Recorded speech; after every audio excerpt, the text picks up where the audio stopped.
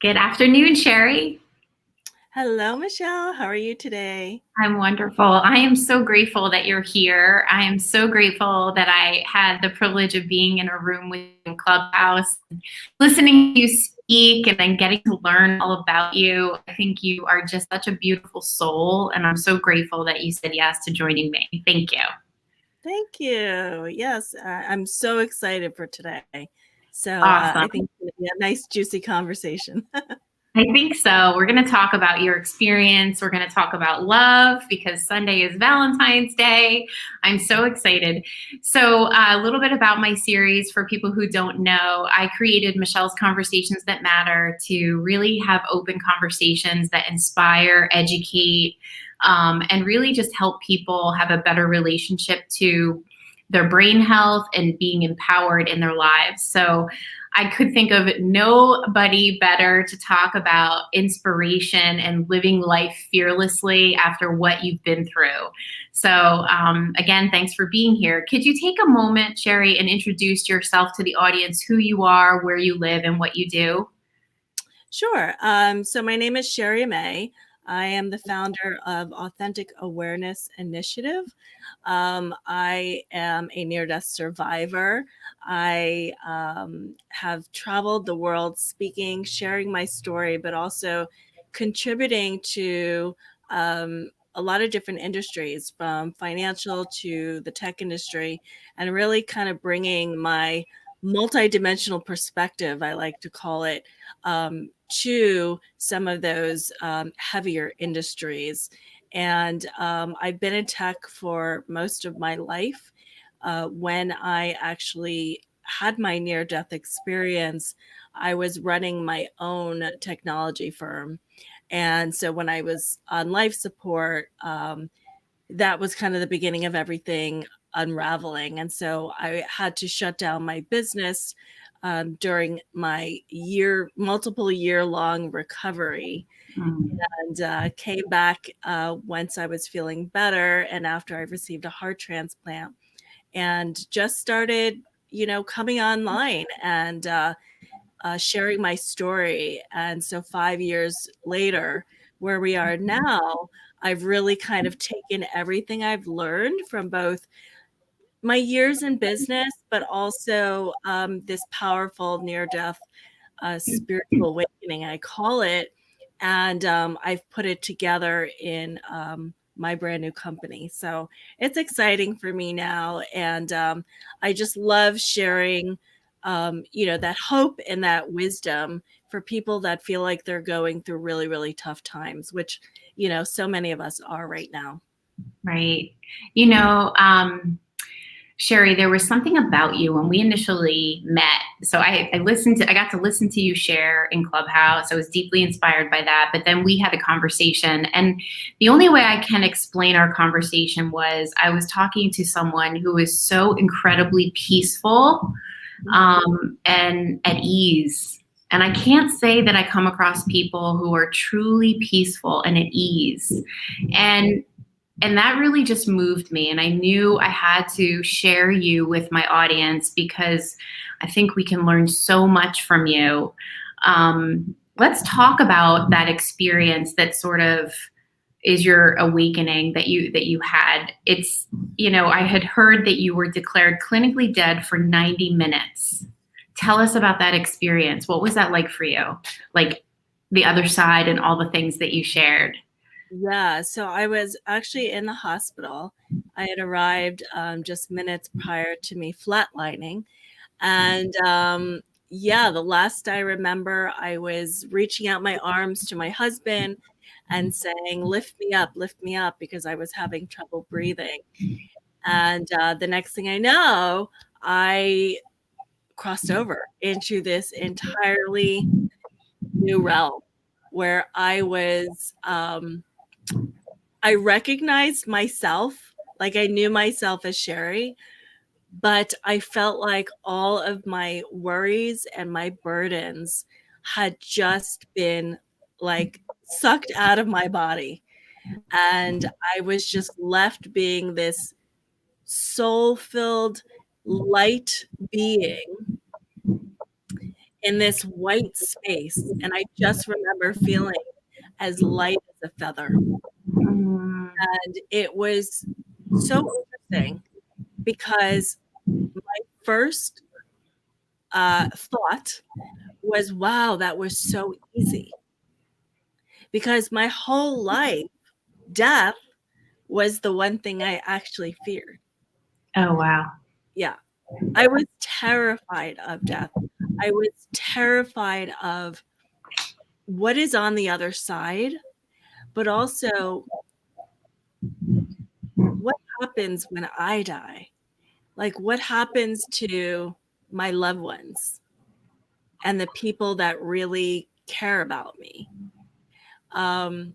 And so that was always a big worry. I think looking back, I think it really made a difference in how I um, went out and shared myself with the world. Mm-hmm. You know, it was like that fear, stopped me from really living my life true to myself. Mm. So I think if you were to talk to the average person, that we have this idea of what life is like on the other side, right? Like it's magical and mystical. So you were there. What was it? Was it like we envision in our minds, like that you're sort of above yourself and you're looking down on, like, what was that experience like being in another realm? I mean, for me, I never had the out of body experience where, I mean, I was definitely out of my body, but I was out of my body and in another realm. Mm-hmm. But I never had the experience of being in the same realm as my physical body. So Mm-hmm. just to make a distinction, so I never really saw myself looking down on my body. I was already in another realm. And Mm-hmm. so for me, I mean, the only thing I can really describe is that I realized how limited we were Mm-hmm. in our physical body. Like there was so much expansiveness in the other realm, and things like time and space didn't exist the way we knew them or we know them here in the physical realm, right? So I almost had to relearn. It didn't take that long, but I had to acclimate myself to the new environment. And the new environment was I was connected to everything. Mm-hmm. And meaning I didn't have to talk to somebody using my voice. It was telepathic. Wow. Meaning I felt the emotions and the energy of everything around me. So there was no more separateness, Mm-hmm. right? Amazing. Yeah. So it was really, it just gave me an entirely new perspective on life and how limited that we feel when we're in our bodies. And so now that I'm back, like I know how limited we are. Right. And so because my mind has already been Yeah. expanded. So Wow. I think that's the beauty of it. And I can tell you I felt nothing but pure love Mm. in the afterlife. I was never ever alone. I had beings near me. I found uh, loved ones who had passed over. So I was never alone. There was never anything to actually fear. Mm. Uh-oh. Did we lose you? No. Cherie, come back. Oh no. Oh, we lost her. Come back.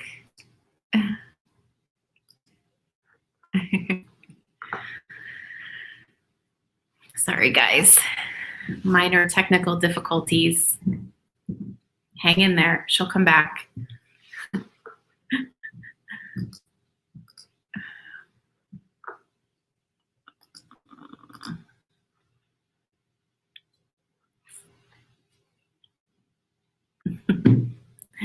She will come back.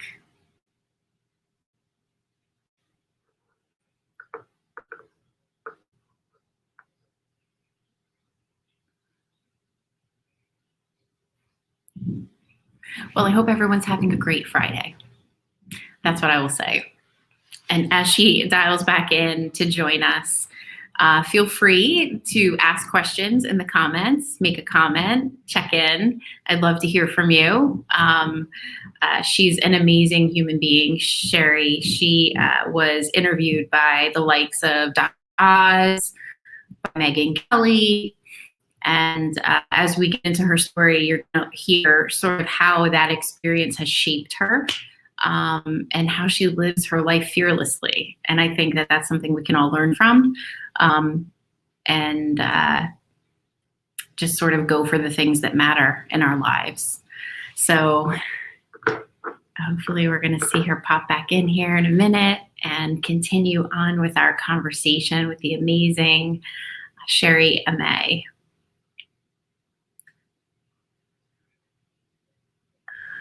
Let's see.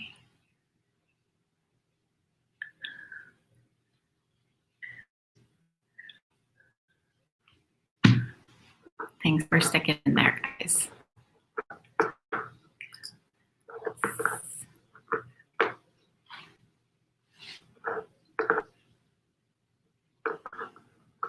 Technology. I love technology.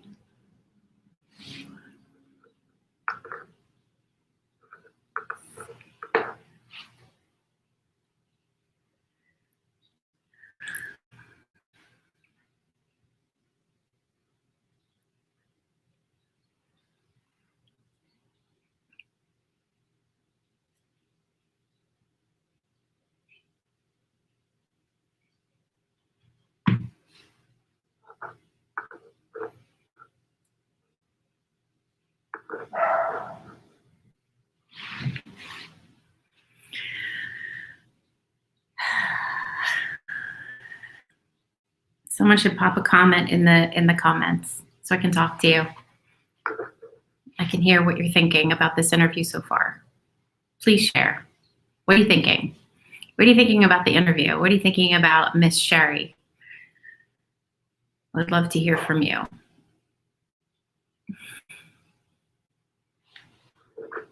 Here she is. All right, she's back. Sorry about that. Okay. It's okay. It's okay. Thank you so much for popping back in, though. I appreciate it, Cherie. Technology, it can be our greatest asset or our weakest link, right? It's just the reality of what it is, right? Exactly. But you look fabulous. We don't have any challenges here, which is wonderful. So we were talking about you were explaining how expansive that experience was, and I want to now talk to you about how that altered your perspective about life, right? Like how do you feel about life now? Because I know fear of death was there, but now it's not there. So what's it like for you? It's interesting. I definitely had a different experience when I first came back. So I will say, as a near-death survivor, you'll hear, others that have had a similar experience.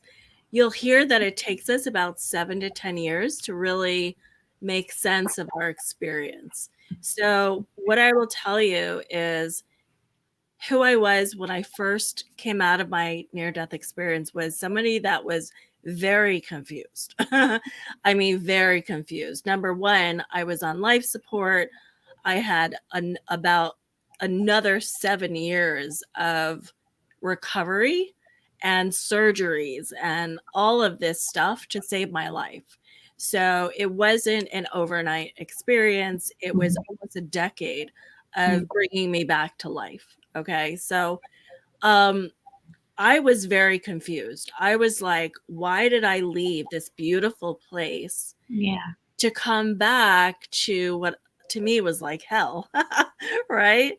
Like, why would I choose to come back into this body in this circumstance? So there was a lot of confusion, a lot of this world did not make sense to me at all.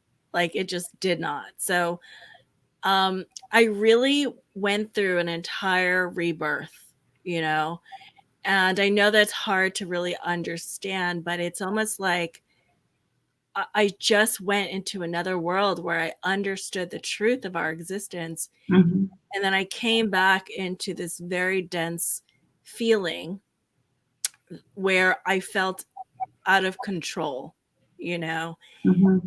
And so it took some time.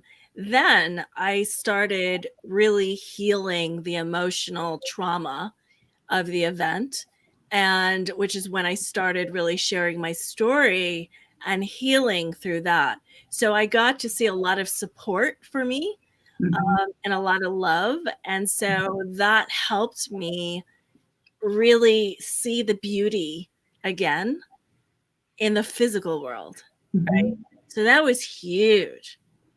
But then came the next part of my journey, which was like, okay, you've built a brand, you have all this love around you. You're a heart transplant survivor at this Yeah. point.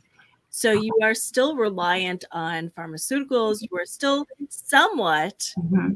living in limitation, quote unquote. But your real challenge now is, you know, how are you going to take this huge expansive awareness and ground it in a, a way where more people can understand that balance of awareness, Right. but also a grounding of we are on this planet for a reason, and there are lessons to always be learning. And it doesn't end because you had a near death experience. It doesn't end because you made millions of dollars online. It doesn't end because you finally reached your dream Mm-hmm. or whatever the dream is for that moment in time. And so it took me a while to really adjust and also understand what is my gift to the world. Is it really coming back and being like some guru that just, you know, sits around and says, this is how the world works and I have cleared everything and I'm doing good. Look at me. Don't you want to be like me? You know, or do I really want to just be honest and say, hey, I am in this with you.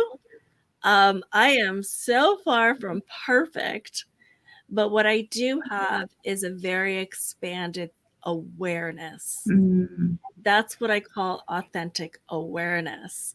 Yeah. It is this ability that we all have.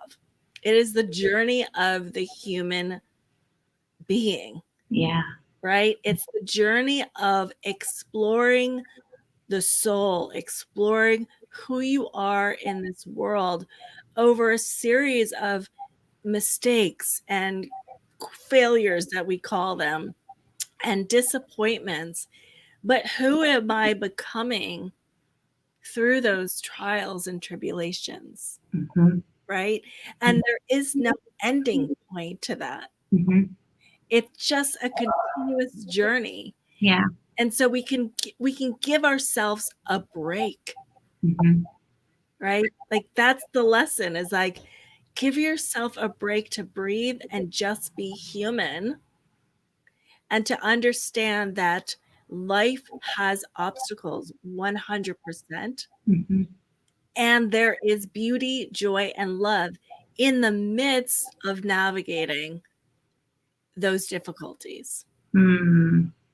right? Oof. You said to Megyn Kelly in your interview with her, I can't believe I'm interviewing someone that was interviewed by Megyn Kelly and Dr. Oz. It's pretty amazing. But you said to her that you flipped the script on your life. Explain that to us, because I think it was around the context of fear. Mm. Yeah, I mean, it's kind of like how I said I was always afraid of death, right? Mhm. I think some of us are aware that we have a fear of death, but some of us, we just have fears and we're not quite sure. We think we know where they're from, and we try to clear them or we try to heal from them, but they still show up. And I think I just really learned how much of my life, like when I really sat down, because I had so much time to, like when I was in the life support, I had so much time to myself, Mhm. like in my head. And so I Mhm. really got to see how much of my life was lived Mhm. according to somebody else's standards. Mm. So that's where that fear comes from, because we are conditioned since we're born um, to listen to somebody outside of ourselves Right. or an authority figure outside of ourselves for survival, Yes. right? But that's usually the mother or the parents, Mhm. but it actually extends into the schooling system. Mhm. It extends into business, work, um, our peers, uh, Mhm. the media, right? And so there are these external factors that have controlled us our whole lives. Yeah. And so the fear is that we're so afraid of disappointing somebody. Yes. Somebody. It's not even Right. just our parents. It's like Yes. everything around us, Right. right? So Yes. yeah, so that's where that fear comes from. And so when you find yourself like you're afraid to build that business, or you're afraid to um lose that weight, or you're afraid to just have some dream goal of yours, Yes. it's that fear of, but what if it doesn't work? What if I fail? Right. And but who is telling you that you're going to fail, right? And we don't even really understand where that control over our mind comes from, Right. because you know what I'm saying, like Yeah. there's so many factors involved in that. And so I was able to kind of rise above and see a higher perspective. That's amazing. I totally get it. I just reread the Four Agreements where they talk about domestication. Mm.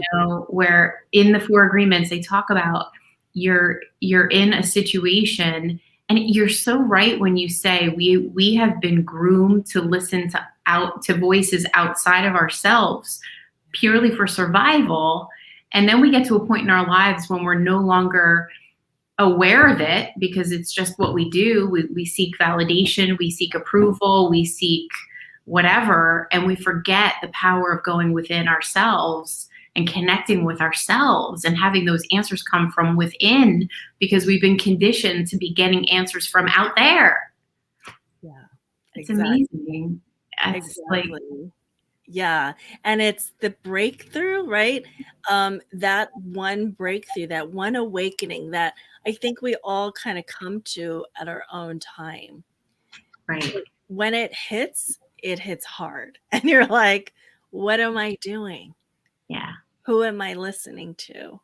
You know, and how much longer am I going to use my precious time in the world to hold back who I really am? And so that really is the journey of the human. It's Mhm. this constant battle with yourself, of coming face to face with yourself. Yeah. That is the human journey. And so it doesn't end because you've made a certain amount of money, or because you've ended up on Dr. Oz or Megyn Kelly. I being on national television only highlighted for me all of my other fears. There you go. Like, okay, now that I have so many eyes on me, Yeah. I'm like, what's happening to me? So Yeah. I had to go through another form of introspection Mhm. and unraveling some of the remnants in my own um in my own mind and body Mhm. that were still stuck in old programming, Mhm. you know. And that's where that power comes in. It's really, like you said, going within. Do you meditate? I'm guessing you do. Yes. Yeah. I mean, I meditate so much now, it's not really even, it's not what people think. It's not like I'm sitting down and, you know, it's this hard thing to do.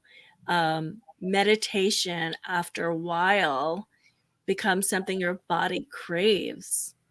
It's like your body will start to know what feels good and what doesn't. And for me, at this point, what feels good to me, um, that what helps me thrive is going within. Mm, It's the quietness and the peace of just me and my body. And so, um, for anyone that's new to meditating, um, don't give up, but try listening to maybe some sound therapies, um, you know, some music that's in the background of meditations, or a guided meditation where somebody's voice is just taking you through maybe 5-10 minutes mhm. of something that makes you feel good. Like, that's meditation. Yeah. Right. And so meditation for me can look like so many different things. It could be me spending a few minutes with my turtle and the two fishes in the water tank, right? Because Yeah. it's resetting my Yeah. body, Yeah. right, Yeah. into what feels good. Yeah. So, you know, when it comes to meditation, maybe it's gardening, maybe it's strolling through a furniture store, and the coziness of the furniture makes, you know, Yeah. start with what's comfortable, and then build from there. You know, some people, they really enjoy yoga, doing moving yoga, and that's meditation for them. So Mm, again, this part of expanding your awareness and understanding that, um, even what you see out in the world, you know, one person, one influencer online may love to meditate by sitting on the floor, right? yeah. But for you, it hurts your legs, Yeah. So it's right? whatever works, right? It's whatever works. It's whatever works. And, you know, and I did that even when I was recovering. And that's the message I really love to share, is that, it's very easy for us to lose our power and to think, I can't do yoga because I don't look like the woman on Instagram Yeah. that's doing the moves. And I can tell you, I did yoga on my portable life support device, and it does not look like Instagram, There you go.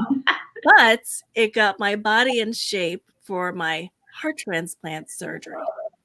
Tell us, So, tell us about that, Cherie. Tell us about your heart transplant. What an amazing story! Like, mm, you got another heart. I mean, what a gift! Because then I want to go into love and talk about love. So mm, tell us about that journey and yeah. yeah, Yeah, it was a powerful journey that I probably should talk about more, that I actually don't even get asked about it often.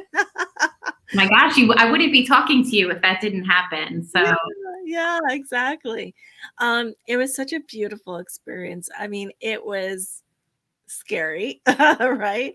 As you could possibly imagine.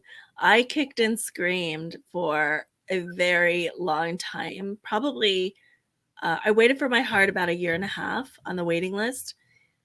I would say like, in my head, I was like, when the heart comes, I'm not getting it. I'm not getting a heart transplant. Like, I adamantly just could not find peace with hmm, it.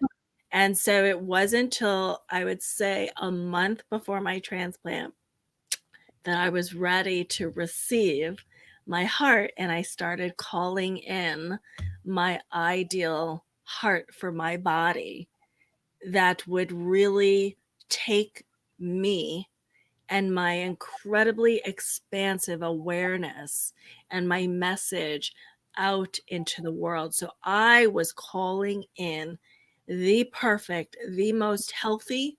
Mhm. I had heard that someone else in one of my transplant like therapy type groups um, at my hospital to help get you acclimated to receiving a heart transplant and all that comes. I'll never forget one of the ladies had a very athletic heart. And for so many years, I had just been limited from cancer, the near death experience, the cardiac arrest, the life support. And I was so scared to ask for what I wanted, Mm. but I did it. And I just found the courage about a month prior. And I said, well, what can I lose? Let me just start calling out. And I began speaking to my donor Mm. and really thanking them. And because obviously one person has to transition on Yeah. for me to get a heart. And so there's a lot of emotion Mhm. and a lot to unpack for any heart transplant recipient. It's a very unique journey that, like I said, I've just never spoken about, but it's a very powerful, unique journey um, for somebody to get an organ like a heart, Yeah. right? Yeah. And so there's a lot of emotional and mental work you can do, which I chose to do to prepare. Mhm.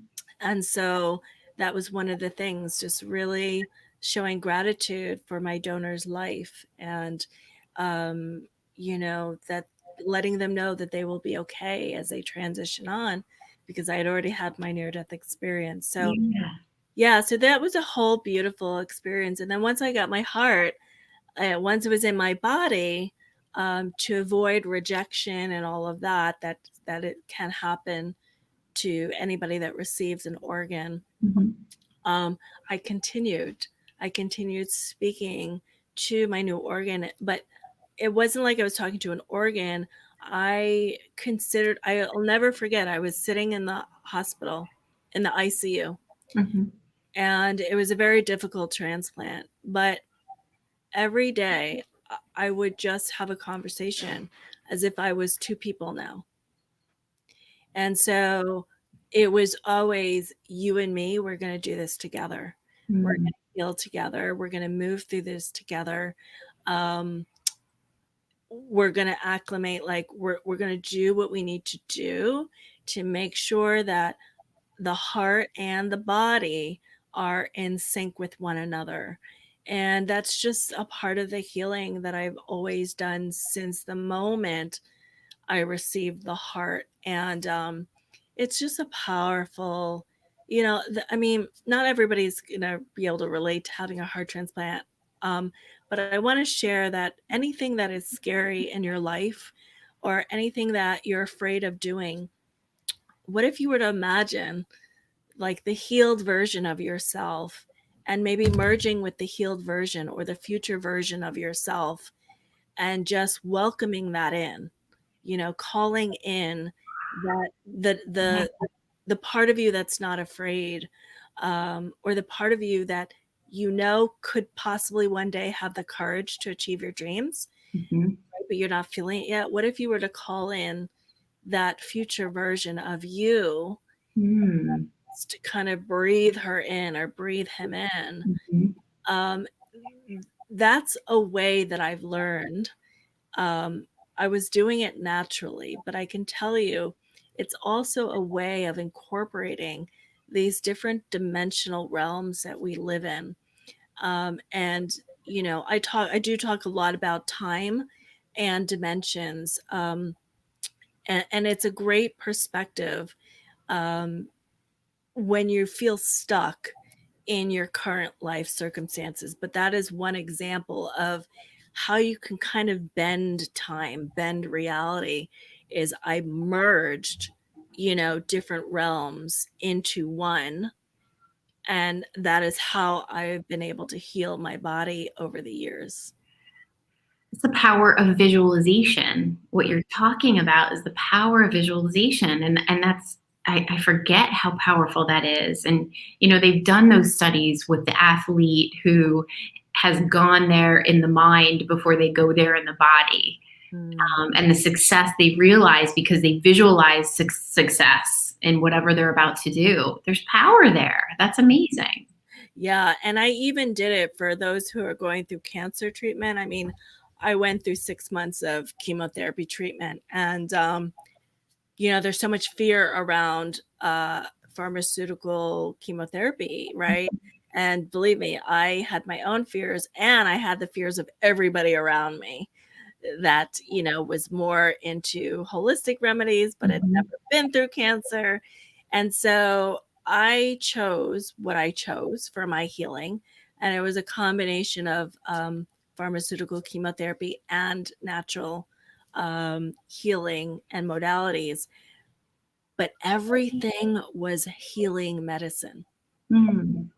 And I think that's really important for us to understand the power we have in our own body to alchemically shift everything, Mhm. everything in our body, our cells, our the things we put in our body. Just drinking a glass of water Yeah. that you've already blessed and said, "I love you, I love you, I love you," you know, um, you'd be surprised the power of altering chemicals and altering the cellular makeup of the things around us. That is part of what I shared earlier when I realized that I was connected to everything.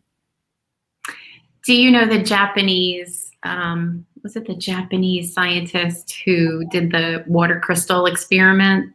Dr. Emoto, yes. Yeah, so that's what you're reminding me of like, what the power of your words can be negatively or positively and how that translates. So Yeah. I want to move us into the conversation about love and about Valentine's Day. I typically refer to it as a Hallmark holiday, is Sunday.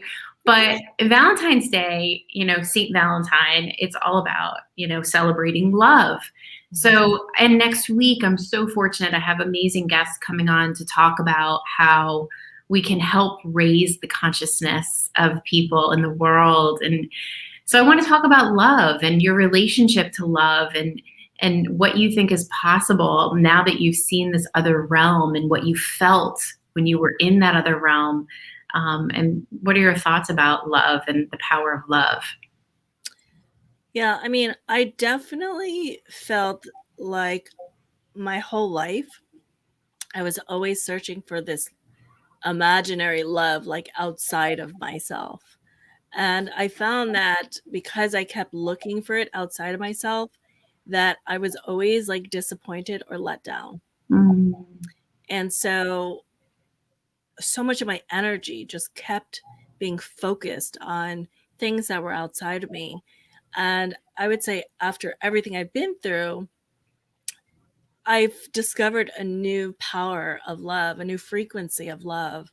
And it's a love that comes first for myself Mm. and the nurturing of myself, the nurturing of my soul, the caring of every cell in my body, the caring of what frequencies I allow around me and through me. And that power of love had the ability to bring me back to life, you know, and that type of awakening is a journey, into your own soul, and nobody can do it for you. Like, we can give you tools, but you have to be the one every day to focus on yourself, and you have to be the one to be accountable for where your energy gets depleted, and you have to be accountable for are you doing the work, are you using the tools, or are you allowing external forces to give you an excuse for why you can't. And it's hard for people at first because we have been so taught to think that focusing on yourself is selfish, and it's not selfish. It's actually where your power comes from. Mhm. And so anybody that tells you that focusing inwards is selfish has been conditioned themselves, Right. right? And so you're again listening to an external force outside of you. Yeah. So you're always going to be like in this losing battle, Right. always chasing something that is outside of yourself when it's inside. And so I think the calm you felt when you first met me is I'm always at home inside me, Mm. right? And, Yeah. and it's hard when people around you um, are not used to that. So Mm. I'm definitely aware of that.